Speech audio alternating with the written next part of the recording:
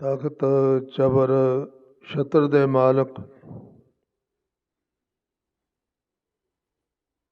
ਕੋਟ ਖੰਡਾਂ ਬ੍ਰਹਿਮੰਡਾਂ ਦੇ ਮਾਲਕ,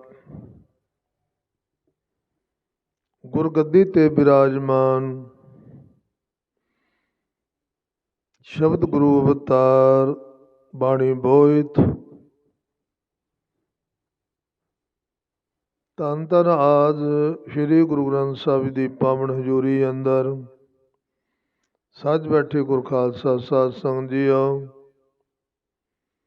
ਆਓ ਜੋ ਚਿਰਾਂ ਤੋਂ ਆਪਾਂ ਧੰਨ ਧੰਨ ਸਾਹਿਬ ਸ੍ਰੀ ਗੁਰੂ ਨਾਨਕ ਪਾਤਸ਼ਾਹ ਦੇ ਪਾਵਨ ਜੀਵਨ ਦੀਆਂ ਕਥਾ ਕਹਾਣੀਆਂ ਵਿਚਾਰਾਂ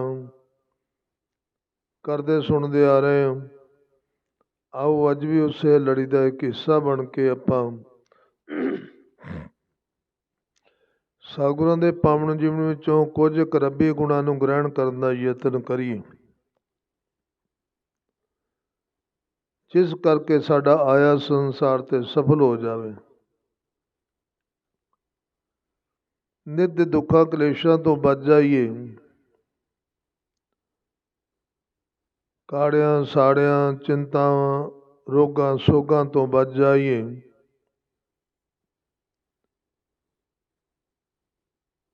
ਜਮਾਂ ਦੀ ਮਾਰ ਤੋਂ ਵੀ ਆਪਾਂ ਬਚ ਸਕੀਏ। ਅੱਜ ਉਹ ਸੁਣਦੇ ਦੇਖਦੇ ਆ ਰਹੇ ਆਪਾਂ 84 ਲੱਖ ਟੇਢੀਆਂ ਮੇਢੀਆਂ ਗੰਦੀਆਂ ਮੰਦੀਆਂ ਜੂਨੀਆਂ,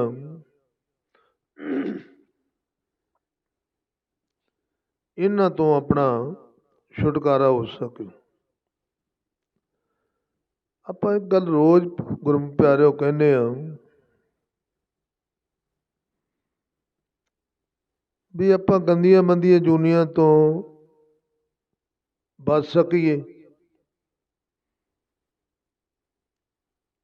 ਆਪਾਂ ਗੰਦੀਆਂ ਮੰਦੀਆਂ ਜੂਨੀਆਂ ਸ਼ਬਦ ਵਰਤਦੇ ਹਾਂ,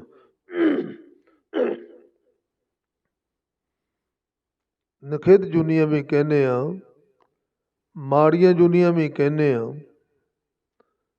ਪਰ ਗੁਰੂ ਨੂੰ ਪੁੱਛੀਏ ਅਸੀਂ, ਇਹ ਤਾਂ ਅਸੀਂ ਆਪਣੀ ਮਰਜ਼ੀ ਨਾਲ ਕਹਿੰਦੇ ਨਾ ਵੀ ਗੰਦੀਆਂ ਮੰਦੀਆਂ ਜੂਨੀਆਂ ਮਾੜੀਆਂ ਜੂਨੀਆਂ, ਪਰ ਪੁੱਛੀਏ ਧੰਨ ਗੁਰੂ ਨਾਨਕ ਪਾਤਸ਼ਾਹ ਜੀ ਮਹਾਰਾਜ ਕੀ ਸਾਰੀਆਂ ਗੰਦੀਆਂ ਜੂਨੀਆਂ ਹੈ? 84 ਲੱਖ ਹੀ ਜੂਨ ਗੰਦੀ ਹੈ, ਮਾੜੀ ਹੈ?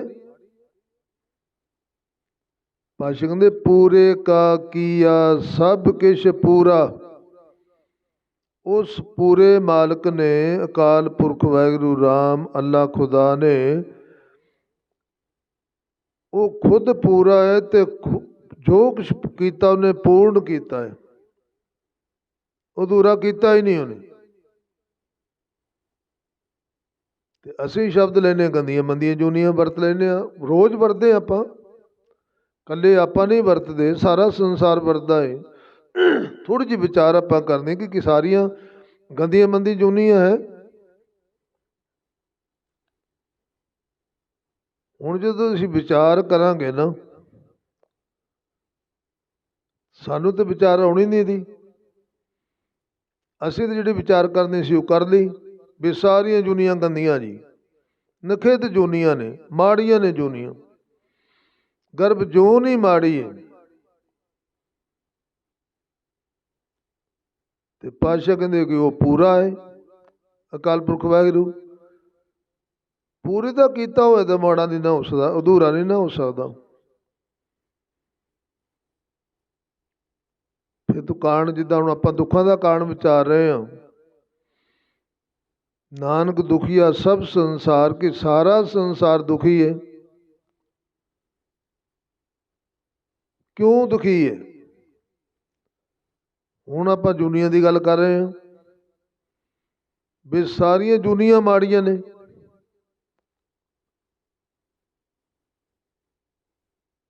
ਤੇ ਕੁਝ ਨਾ ਕੁਝ ਦੇ ਵਿੱਚ ਭੇਦ ਹੈ ਨਾ, ਉਸ ਭੇਦ ਨੂੰ ਸ਼ਾਇਦ ਹੋ ਸਕਦਾ ਅਸੀਂ ਨਾ ਜਾਣ ਸਕੀਏ, ਨਾ ਜਾਣਿਆ ਹੋਵੇ। ਪਰ ਜੇ ਗੁਰੂ ਨੂੰ ਪੁੱਛ ਲਈਏ ਭਲਾ, ਫੇਰ ਗੁਰੂ ਤੋਂ ਪਿਆਰੇ ਕੋਈ ਪਰਦਾ ਨਹੀਂ ਰੱਖਦੇ, ਉਹ ਤੇ ਗੱਲ ਨੂੰ ਸਪਸ਼ਟ ਕਰ ਦਿੰਦੇ ਆ ਉਹਨਾਂ ਨੇ ਜੂਨੀਆਂ ਚੰਗੀਆਂ ਬਣਾਈਆਂ ਨੇ, ਸਭ ਕੁਝ ਚੰਗਾ ਬਣਾਇਆ ਉਹਨਾਂ ਨੇ, ਮਾੜਾ ਕੁਝ ਬਣਾਇਆ ਹੀ ਨਹੀਂ ਉਹਨਾਂ ਨੇ। ਹੁਣ ਦੁੱਖ ਕੀ ਰੱਬ ਨੇ ਬਣਾਇਆ? ਜਿਹੜਾ ਸਾਰਾ ਸੰਸਾਰ ਦੁਖੀ ਹੈ, ਕਿ ਇਹ ਦੁਖੀ ਸੰਸਾਰ ਰੱਬ ਦੇ ਕਰਕੇ ਹੋ ਰਿਹਾ ਹੈ? ਜੂਨ ਕੋਈ ਮਾੜੀ ਨਹੀਂ ਪਿਆਰਿਓ। ਜਦੋਂ ਜੂਨੀਆਂ ਵਿੱਚ ਅਸੀਂ ਵਿਚਰਦੇ ਹਾਂ ਤੇ ਸਾਡੇ ਕਰਮ ਮਾੜੇ ਹੁੰਦੇ ਆ, ਸਾਡੇ ਕਰਮ ਮਾੜੇ ਹੁੰਦੇ ਆ। ਕਦੇ ਪੜ੍ਹ ਕੇ ਦੇਖੋ ਗੀਤਾ ਜਿਹਨੂੰ ਅਸੀਂ ਮਾੜਾ ਕਹਿੰਦੇ ਹਾਂ। ਭਗਵਾਨ ਕ੍ਰਿਸ਼ਨ ਜੀ ਨੇ ਕੀ ਲਿਖਿਆ? ਉਹ ਕਹਿੰਦੇ ਸਾਡਾ ਕਰਮ ਜਿਹੜਾ ਹੈ ਨਾ ਉਹ ਮਾੜਾ ਹੋ ਸਕਦਾ, ਸੰਸਾਰ ਮਾੜਾ ਨਹੀਂ, ਜੂਨੀਆਂ ਮਾੜੀਆਂ ਨਹੀਂ, ਉਹ ਅਕਾਲ ਪੁਰਖ ਵਾਹਿਗੁਰੂ ਮਾੜਾ ਨਹੀਂ, ਸਾਡਾ ਕਰਮ ਜਿਹੜਾ ਹੈ ਉਹ ਮਾੜਾ ਹੋ ਸਕਦਾ। ਜੇ ਅਸੀਂ ਦੁੱਖ ਭੋਗ ਰਹੇ ਹਾਂ ਤੇ ਆਪਣੇ ਕੀਤੇ ਕਰਮਾਂ ਦੇ ਅਨੁਸਾਰ ਭੋਗ ਰਹੇ ਨਾ। ਰੱਬ ਨੇ ਤਾਂ ਸਾਨੂੰ ਦੁੱਖ ਨਹੀਂ ਦਿੱਤੇ, ਦੁੱਖ ਅਸੀਂ ਆਪਣੇ ਕੀਤੇ ਕਰਮਾਂ ਦੇ ਕਾਰਨ ਭੋਗ ਰਹੇ ਹਾਂ। ਔਰ ਸੁਣ ਵੀ ਰਹੇ ਹਾਂ, ਲੋਕਾਂ ਨੂੰ ਵੀ ਕਹਿ ਰਹੇ ਹਾਂ।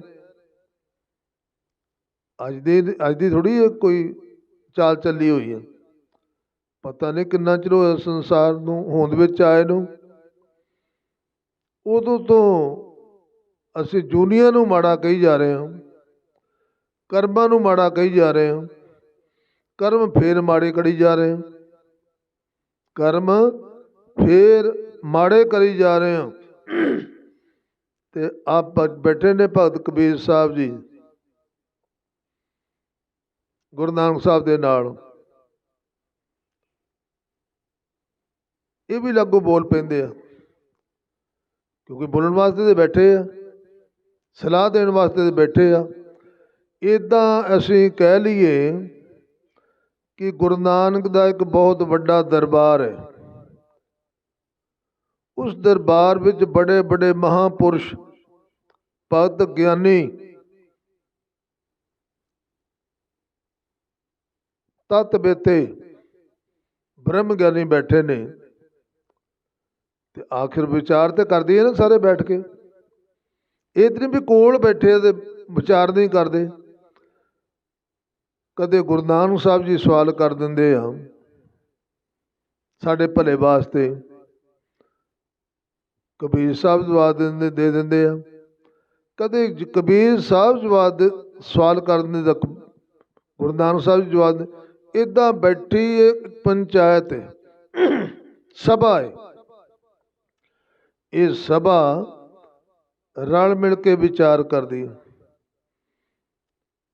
ਹੁਣ ਗੁਰੂ ਨਾਨਕ ਸਾਹਿਬ ਨੇ ਕਹਿ ਦਿੱਤਾ ਕਿ ਨਾਨਕ ਦੁਖੀਆ ਸਭ ਸੰਸਾਰ, ਤੇ ਕਰਮਾਂ ਦੀ ਵੀ ਆਪਾਂ ਗੱਲ ਕਰ ਲਈ।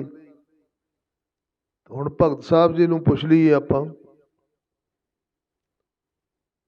ਭਗਤ ਸਾਹਿਬ ਕੀ ਸਾਨੂੰ ਸਾਡੇ ਤੇ ਬਖਸ਼ ਕਰਦੇ ਨੇ, ਕਿਰਪਾ ਕਰਦੇ ਨੇ।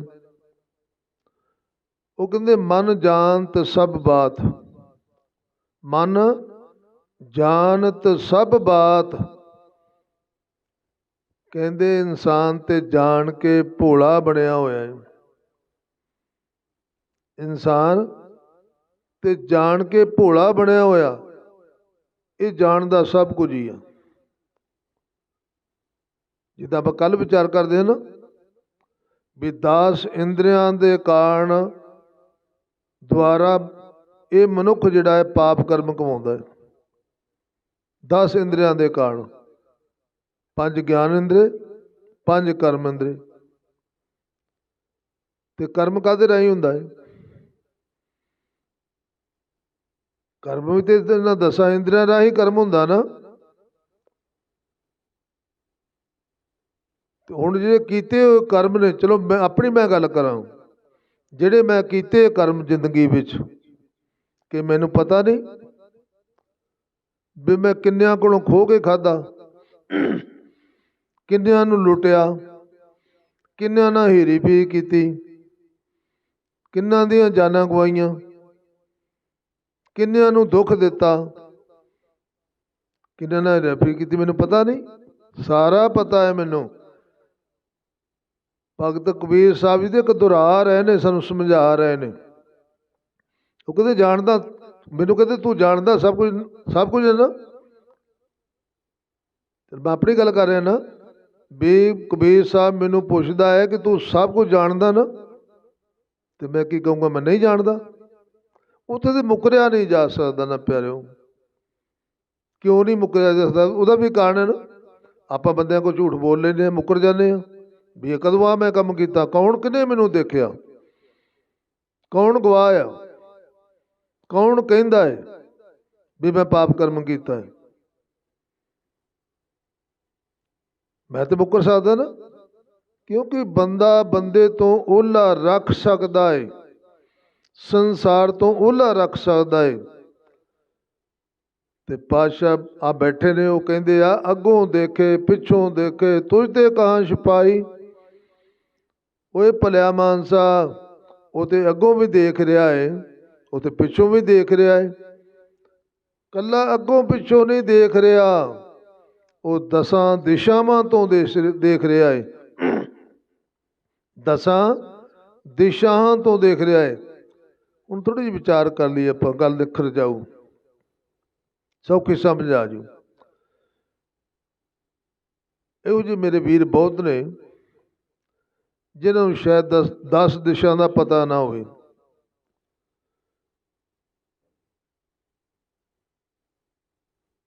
ਬਾਹਲਿਆਂ ਦੀ ਆਪਾਂ ਕੀ ਗੱਲ ਕਰੀਏ,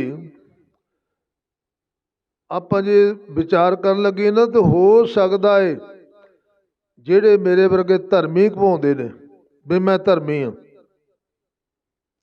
ਲਾਇਸੈਂਸ ਲਿਆ ਨਾ, ਮੋਹਰ ਲਈ ਹੋਈ ਹੈ ਧਰਮ ਦੀ। ਹੁਣ ਮੋਹਰ ਦੀ ਅਸੀਂ ਗਲਤ ਵਰਤੋਂ ਕਰ ਲਈਏ ਚਾਹੇ ਸਹੀ ਵਰਤੋਂ ਕਰ ਲਈਏ, ਮੋਹਰ ਦੇ ਤੇ ਕੁਛ ਨਹੀਂ ਕਹਿਣਾ।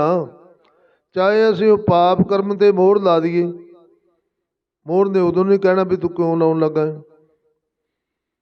ਅਸੀਂ ਪੁੰਨ ਕਰਮ ਤੇ ਭਲੇ ਕਰਮ ਤੇ ਮੋਹਰ ਲਾ ਦਈਏ ਜਿਹੜੀ ਗੁਰੂ ਨੇ ਸਾਨੂੰ ਦਿੱਤੀ। ਗੁਰੂ ਨੇ ਤਾਂ ਸਾਨੂੰ ਚੰਗੇ ਕਰਮ ਵਾਸਤੇ ਦਿੱਤੀ ਨਾ, ਧਰਮ ਉਹਨੇ ਕਿਉਂ ਦਿੱਤਾ ਸਾਨੂੰ? ਧਾਰਮਿਕ ਮੋਹਰ ਹੈ ਨਾ, ਧਰਮ ਦਿੱਤਾ ਵੀ ਤੂੰ ਚੰਗੇ ਥਾਂ ਤੇ ਮੋਹਰ ਲਾਉਣੀ। ਅਸੀਂ ਪਾਪ ਕਰਮ ਤੇ ਮੋਹਰ ਲਾ ਦੇਵਾਂਗੇ ਤੇ ਫਿਰ ਕਸੂਰ ਤਾਂ ਮੇਰਾ ਹੀ ਆ ਨਾ। ਹੁਣ ਕਬੀਰ ਸਾਹਿਬ ਮੈਨੂੰ ਪੁੱਛਦੇ ਆ ਕਿ ਦੱਸ ਤੂੰ ਜਾਣਦਾ ਨਹੀਂ, ਤੇ ਮੈਂ ਕਹਿ ਨਹੀਂ ਸਕਦਾ ਵੀ ਨਹੀਂ ਜਾਣਦਾ। ਕਿਉਂ? ਕੋਲ ਗਵਾਹ ਬੈਠੇ ਹੋਏ ਆ, ਕੋਲ ਗਵਾਹ ਬੈਠੇ ਹੋਏ ਨੇ। ਤੇ ਪਾਤਸ਼ਾਹ ਨੇ ਕਿਹਾ ਚਿੱਤਰ ਗੁਪਤ ਜਬ ਮੰਗੇ ਲੇਖਾ। ਕੱਲੇ ਧਰਮਰਾਜ ਨੇ ਲੇਖਾ ਨਹੀਂ ਮੰਗਣਾ ਤੇਰੇ ਕੋਲ, ਕੱਲੇ ਧਰਮਰਾਜ ਨੇ ਲੇਖਾ ਨਹੀਂ ਮੰਗਣਾ, ਚਿੱਤਰ ਗੁਪਤ ਨੇ ਵੀ ਮੰਗਣਾ ਹੈ। ਚਿੱਤਰ ਗੁਪਤ ਕੀ ਹੈ?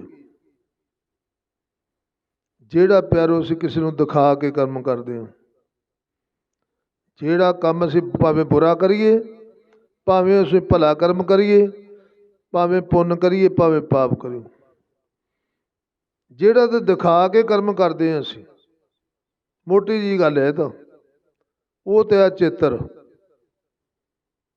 ਤੇ ਜਿਹੜਾ ਅਸੀਂ ਲੁਕੋ ਕੇ ਕਰਮ ਕਰਦੇ ਹਾਂ, ਆ ਜਿਹੜਾ ਹੁਣ ਭਗਤ ਕਬੀਰ ਸਾਹਿਬ ਨੇ ਆਪਾਂ ਨੂੰ ਕਿਹਾ ਮਨ ਜਾਣਤ ਸਭ ਬਾਤ। ਹੁਣ ਮਨ ਨੂੰ ਪਤਾ ਨਹੀਂ, ਪਤਾ ਸਭ ਕੁਝ ਕੀ ਕੀਤਾ ਹੈ, ਉਹ ਆ ਗੁਪਤ। ਜਿਹੜਾ ਅਸੀਂ ਲੋਕਾਂ ਤੋਂ ਪਰਦਾ ਰੱਖਿਆ ਉਹ ਕੰਮ ਸਾਰਾ ਹੀ ਗੁਪਤ ਆ। ਤੇ ਇੱਦਾਂ ਆਪਾਂ ਕਹਿ ਲਈਏ ਕਿ ਦੋਨੇ ਭਰਾ ਨੇ, ਜਾਂ ਇੱਦਾਂ ਕਹਿ ਲਈਏ ਕਿ ਦੋਨੇ ਰੱਬ ਦੇ ਸੇਵਾਦਾਰ ਆ। ਇੱਕ ਜਿਹਨੂੰ ਅਸੀਂ ਆਮ ਪੰਜਾਬੀ ਵਿੱਚ ਸਿੱਧਾ ਜਿਹਾ ਕਹਿ ਦਿੰਦੇ ਹਾਂ, ਇੱਕ ਰਾਤ ਦਾ ਲੇਖਾ ਲਿਖਦਾ ਤੇ ਇੱਕ ਦਿਨ ਦਾ ਲੇਖਾ ਲਿਖਦਾ ਹੈ। ਉਹ ਰਾਤ ਦਿਨ ਦਾ ਲੇਖਾ ਕਿਉਂ ਕਹਿੰਦੇ ਅਸੀਂ? ਉਹ ਤਾਂ 24 ਘੰਟੇ ਲਿਖਦਾ ਲੇਖਾ ਲਿਖਦੇ ਆ। 24 ਘੰਟਿਆਂ ਦਾ ਲੇਖਾ ਲਿਖਦੇ, ਇੱਕ ਸੈਕਿੰਡ ਉੱਧਰ ਉੱਧਰ ਨਹੀਂ ਹੋਣ ਦਿੰਦੇ, ਲੇਟ ਨਹੀਂ ਹੋਣ ਦਿੰਦੇ, ਲਿਖ ਲਿਆ ਤੇ ਲੇਖਾ। ਫਿਰ ਅਸੀਂ ਦਿਨ ਦੀ ਗੱਲ ਕੀਤੀ ਵੀ ਦਿਨ ਡਿਊਟੀ ਬਦਲ ਜਾਂਦੀ ਉਹਨਾਂ ਦੀ। ਅਸਲ ਦਿਨ ਤੋਂ ਭਾਵ ਆ ਦਿਨ ਨੂੰ ਕੀ ਕਰਦੇ ਆਪਾਂ ਦੇਖਦੇ ਹਾਂ, ਤੇ ਉਹ ਜਿਹੜਾ ਦੇਖ ਕੇ ਕਰਮ ਕੀਤਾ ਉਹਨੂੰ ਅਸੀਂ ਦਿਨ ਕਹਿ ਦਿੱਤਾ। ਦਿਖਾ ਕੇ ਕਰਮ ਕੀਤਾ, ਉਹਨੂੰ ਅਸੀਂ ਦਿਨ ਕਹਿ ਦਿੱਤਾ। ਅਗਿਆਨ ਕੀ ਹੈ? ਹਨੇਰਾ ਕੀ ਹੈ? ਰਾਤ ਕੀ ਹੈ? ਉਹ ਗਿਆਨ ਵਸ ਹੋ ਕੇ ਅਸੀਂ ਕਿਸੇ ਨੂੰ ਕੋਲ ਲੁਕਾ ਕੇ ਕਰਮ ਕੀਤਾ, ਉਹ ਰਾਤ ਦਾ ਲੇਖਾ ਹੋ ਗਿਆ।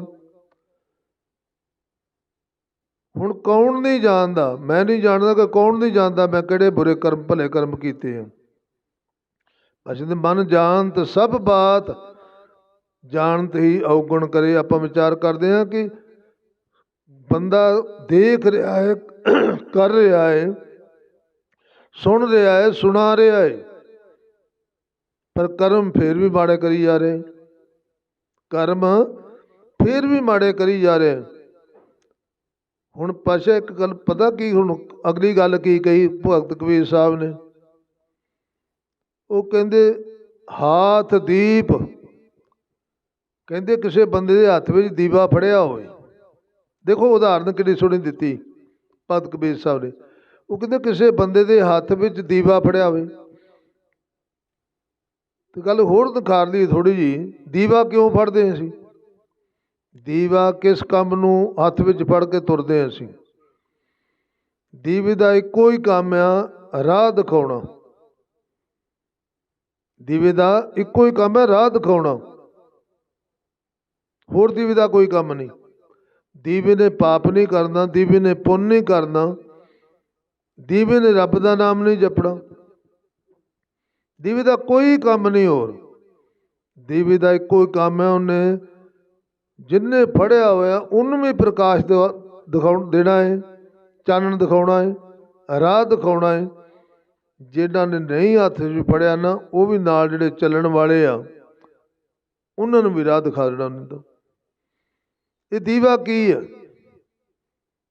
ਜਿਹੜਾ ਅਸੀਂ ਫੜੀ ਬੈਠੇ ਹਾਂ? ਦੀਵਾ ਇਹ ਕੀ ਆ? ਦੀਵਾ ਇਹ ਦੀਵਾ ਸਾਡਾ ਧਰਮ ਦਾ ਪਿਆਰੋ,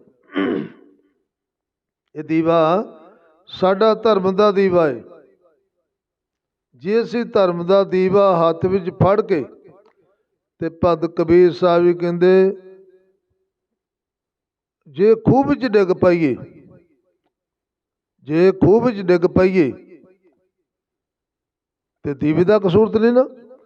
ਦੀਵੇ ਨੇ ਕੇਵਲ ਸਾਨੂੰ ਚਾਨਣ ਦੇਣਾ ਸੀ, ਧਰਮ ਨੇ ਸਾਨੂੰ ਕੇਵਲ ਮਾਰਗ ਦੱਸਣਾ ਸੀਗਾ, ਸ਼ੁਭ ਕਰਮਾਂ ਦੀ ਪ੍ਰੇਰਣਾ ਦੇਣੀ ਸੀਗੀ।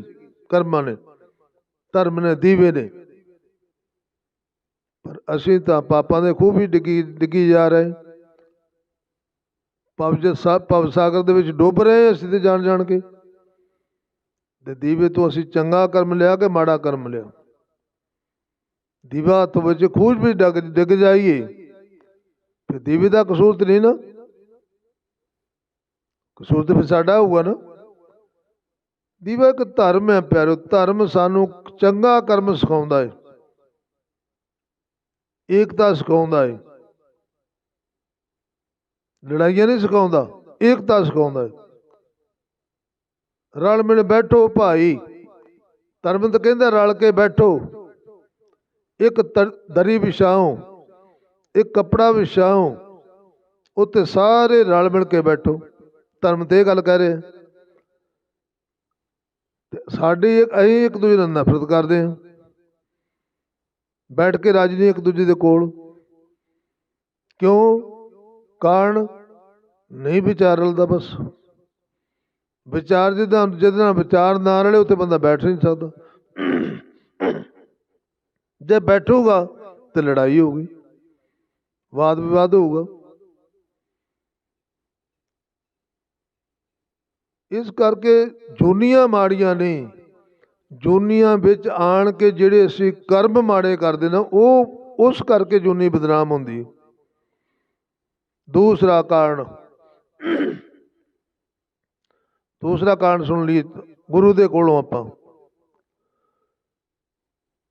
ਦੂਸਰਾ ਕਾਰਨ ਪਾਤਸ਼ਾਹ ਨੇ ਜਿਹੜਾ ਸਾਨੂੰ ਦੱਸਿਆ ਵੀ ਜੂਨ ਮਾੜੀ ਕਿਉਂ। ਉਹ ਕਹਿੰਦੇ ਜਦੋਂ ਮਾਤਾ ਦੇ ਗਰਭ ਵਿੱਚ ਤੂੰ ਪੁੱਠਾ ਲਟਕ ਰਿਹਾ ਸੀਗਾ,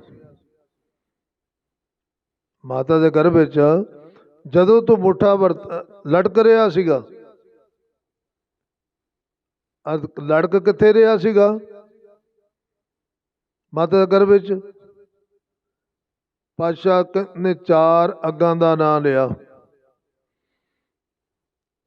ਸਾਰੀਆਂ ਅੱਗਾਂ ਤੋਂ ਮਹਾਨ ਹੈ ਅੱਗ ਮਾਤਾ ਦੇ ਗਰਭ ਦੀ। ਮਹਾਨ ਤੋਂ ਭਾਵ ਸਭ ਤੋਂ ਤੇਜ਼ ਅੱਗ ਜਿਹੜੀ ਮਾਤਾ ਦੇ ਗਰਭ ਦੀ।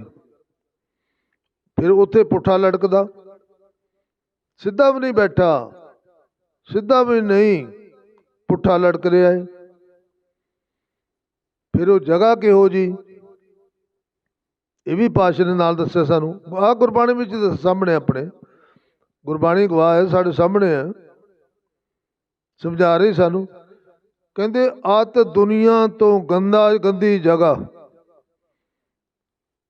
ਹੁਣ ਤੁਸੀਂ ਸਿਆਣੇ ਜੇ, ਤੁਸੀਂ ਜਾਣਦੇ ਹੋਗੇ ਕੌਣ ਗੰਦੀ ਜਗ੍ਹਾ ਤੇ ਜਾ ਬੈਠਣਾ ਚਾਹੁੰਦਾ ਹੈ? ਕੋਈ ਗੰਦੀ ਜਗ੍ਹਾ ਤੇ ਬੈਠਣਾ ਚਾਹੁੰਦਾ ਹੈ? ਹਰ ਬੈਠਣ ਵਾਲਾ ਸਫਾਈ ਕਰਕੇ ਬੈਠਦਾ ਹੈ। ਅਸੀਂ ਇੱਕ ਸੰਸਾਰ ਵਿੱਚ ਵੀ ਬੋਲਦੇ ਹਾਂ ਵੀ ਕੁੱਤਾ ਵੀ ਜਿੱਥੇ ਬੈਠਦਾ ਉੱਥੇ ਪੂਛ ਮਾਰ ਕੇ ਬੈਠਦਾ, ਭਾਵ ਸਫਾਈ ਕਰਕੇ ਬੈਠਦਾ ਹੈ। ਤੇ ਅਸੀਂ ਜਦੋਂ ਸੰਸਾਰ ਤੇ ਆਉਣਾ ਸੀਗਾ, ਕੀ ਅਸੀਂ ਮਾਤਾ ਦੇ ਗਰਭ ਵਿੱਚ ਸਫਾਈ ਕਰਕੇ ਬੈਠੇ? ਪਾਤਸ਼ਾਹ ਕਹਿੰਦੇ ਨਹੀਂ, ਉੱਥੇ ਰੱਜ ਕੇ ਗੰਦਗੀ ਸੀ। ਦੁਨੀਆ ਤੋਂ ਸਭ ਤੋਂ ਮਾੜੀ ਗੰਦਗੀ ਉੱਥੇ ਸੀ, ਜਿੱਥੇ ਤੋਂ ਪੁੱਠਾ ਲਟਕ ਰਿਹਾ ਸੀ ਔਰ ਅੱਗ ਦੇ ਵਿੱਚ ਲਟਕ ਰਿਹਾ ਸੀ। ਪਾਤਸ਼ਾਹ ਜੀ ਸਾਨੂੰ ਕਹਿਤੇ ਹੀ ਨਾ ਗੱਲ, ਜਾਂ ਅਸੀਂ ਕਹਿ ਰਹੇ ਹਾਂ ਵੀ ਗੰਦੀਆਂ ਮੰਦੀਆਂ ਜੂਨੀਆਂ, ਉਹ ਸਾਡੇ ਕਰਮਾਂ ਅਨੁਸਾਰ ਹੀ ਸਾਨੂੰ ਉੱਥੇ ਲਟਕਣਾ ਪਿਆ, ਅੱਗ ਦੇ ਵਿੱਚ ਪੁੱਠਾ ਲਟਕਣਾ ਪਿਆ, ਗੰਦੀ ਤੋਂ ਗੰਦੀ ਜਗ੍ਹਾ ਵਿੱਚ ਲਟਕਣਾ ਪਿਆ। ਇਸ ਵਾਸਤੇ ਪੈਰੋ ਯਤਨ ਕਰੀਏ, ਆਪਾਂ ਯਤਨ ਵੀ ਕਰੀਏ ਤੇ ਸਤਿਗੁਰਾਂ ਦੇ ਚਰਨਾਂ ਵਿੱਚ ਅਰਦਾਸ ਬੇਨਤੀ ਵੀ ਕਰੀਏ, ਪਾਤਸ਼ਾਹ ਜੀ ਕਿਰਪਾ ਕਰੋ। ਅਸੀਂ ਅਲਪੱਗ ਜੀਵ ਹਾਂ, ਭਾਵੇਂ ਤੂੰ ਸਾਨੂੰ ਬਹੁਤ ਵੱਡੀ ਬੁੱਧੀ ਦਿੱਤੀ, ਸਾਰੇ ਸੰਸਾਰ ਦੇ ਜੀਵਾਂ ਨਾਲੋਂ ਮਨੁੱਖ ਨੂੰ ਤੂੰ ਸਭ ਤੋਂ ਵੱਡੀ ਬੁੱਧੀ ਦਿੱਤੀ, ਅਕਲ ਦਿੱਤੀ, ਪਰ ਉਸ ਅਕਲ ਦੀ ਜਾਇਜ਼ ਵਰਤੋਂ ਨਹੀਂ ਕੀਤੀ। ਉਸ ਦਿੱਤੀ ਹੋਈ ਤੇਰੀ ਜਿਹੜੀ ਅਕਲ ਸੀ ਨਾ, ਚਤਰਾਈ ਸਾਡੀ, ਉਹ ਤੋਂ ਅਸੀਂ ਜਾਇਜ਼ ਕੰਮ ਨਹੀਂ ਲਿਆ, ਅਸੀਂ ਉਹ ਤੋਂ ਮਾੜਾ ਕੰਮ ਲਿਆ। ਤੇ ਸਾਡੇ ਤੋਂ ਇਹੋ ਜਿਹੀ ਕਿਰਪਾ ਕਰਦੇ ਕਿ ਇਹ ਚੀਜ਼ ਅਸੀਂ ਜਿਹੜੀ ਢੰਗ ਨਾਲ ਵਰਤ ਲਈਏ। ਅਕਲ ਜਿਹੜੀ, ਇਹ ਅਕਲ ਭਲੇ ਦਾ ਕੰਮ ਕਰਨ ਲੱਗ ਜਾਵੇ। ਇਹ ਕਰਮ ਅਕਲ ਜਿਹੜੀ ਹੈ ਪੁੰਨ ਦਾਨ ਵਾਲਾ ਕਰਮ ਕਰਨ ਲੱਗ ਜਾਵੇ। ਇਹ ਕਰਮ ਅਕਲ ਜਿਹੜੀ ਸਾਡੀ ਹੈ, ਇਹ ਤੇਰੇ ਨਾਲ ਜੁੜੀ ਰਵੇ, ਸੰਸਾਰ ਦੇ ਨਾਲ ਨਹੀਂ, ਤੇਰੇ ਨਾਲ ਜੁੜੀ ਰਵੇ। ਸਾਡੀ ਇਹ ਤੇਰੇ ਚਰਨਾਂ ਵਿੱਚ ਅਰਦਾਸ, ਇਹ ਬੇਨਤੀ ਕਰੀਏ ਆਪਾਂ, ਜਿਹੜਾ ਸਾਡੇ ਭਾਗਾਂ ਦਾ ਉਹ ਤਾਂ ਸਾਨੂੰ ਦੇਣਾ ਹੀ ਦੇਣਾ, ਉਹਨੇ ਵਾਧੂ ਉਹਨੇ ਦੇਣਾ ਨਹੀਂ ਸਾਨੂੰ, ਤੇ ਸਾਡੇ ਭਾਗਾਂ ਦਾ ਉਹਨੇ ਖੋਣਾ ਨਹੀਂ। ਜਿਹੜਾ ਅਸੀਂ ਬੀਜਿਆ, ਜਿਹੜਾ ਅਸੀਂ ਵੰਡਿਆ, ਉਹ ਸਾਨੂੰ ਮਿਲ ਜਾਣਾ। ਉਹਦਾ ਕਰਕੇ ਅਸੀਂ ਦੁਖੀ ਹੋ ਰਹੇ ਹਾਂ। ਤੇ ਦੁਖੀ ਦੀ ਪਾਤਸ਼ਾਹ ਸਾਡੇ ਨਾਲ ਗੱਲ ਕਰ ਰਿਹਾ ਵੀ ਇਨਸਾਨ ਦੁੱਖ ਕਿਉਂ ਭੋਗ ਰਿਹਾ। ਤੇ ਪਾਤਸ਼ਾਹ ਨੇ ਨਾਲ ਸਾਨੂੰ ਸੁਣਨ ਦੀਆਂ 4 ਪੌੜੀਆਂ ਬਖਸ਼ ਕੀਤੀਆਂ। ਇੱਕ ਦੀ ਆਪਾਂ ਕਈ ਦਿਨ ਵਿਚਾਰ ਕਰਦੇ ਰਹੇ, ਅੱਜ ਦੂਜੀ ਵਿਚਾਰ ਕਰਨੀ ਸੀ, ਪਾਤਸ਼ਾਹ ਨੇ ਆਪਾਂ ਨੂੰ ਹੋਰ ਹੀ ਵਿਚਾਰ ਬਖਸ਼ ਕਰ ਦਿੱਤੀ। ਇਹ ਤਾਂ ਉਹਦੀ ਮਾਲਕ ਦੀ ਮਰਜ਼ੀ ਹੈ ਨਾ, ਕੀ ਬੁਲਾਉਣਾ ਉਹਨੇ। ਬੰਦਾ ਆਪਣੇ ਆਪ ਨਹੀਂ ਕੁਝ ਬੋਲ ਸਕਦਾ, ਜੋ ਬਣਾਉਂਦਾ ਉਹੀ ਬੋਲਦਾ। ਇੰਨੀ ਕੁ ਵਿਚਾਰ ਪ੍ਰਵਾਨ ਕਰ ਦੇ, ਹੋਈਆਂ ਭੁੱਲਾਂ ਦੀ ਖਿਮਾ ਬਖਸ਼ ਕਰ ਦੇ। ਕੱਲ੍ਹ ਨੂੰ ਜੋ ਪਾਤਸ਼ਾਹ ਆਪਣੇ ਤੇ ਕਿਰਪਾ ਕਰਨਗੇ, ਉਹੋ ਜਿਹੀ ਆਪਾਂ ਕੱਲ੍ਹ ਨੂੰ ਵਿਚਾਰ ਕਰ ਲਵਾਂਗੇ। ਆਓ ਹੁਣ ਆਪਾਂ ਪਿੰਡ ਦੇ ਭਲੇ ਵਾਸਤੇ, ਪਿੰਡ ਦੀ ਸੁੱਖ ਸ਼ਾਂਤੀ ਵਾਸਤੇ ਸਤਿਗੁਰਾਂ ਦੇ ਚਰਨਾਂ ਵਿੱਚ ਅਰਦਾਸ ਬੇਨਤੀ ਕਰੀਏ। ਵਾਹਿਗੁਰੂ ਜੀ ਕਾ ਖਾਲਸਾ, ਵਾਹਿਗੁਰੂ ਜੀ ਕੀ ਫਤਿਹ।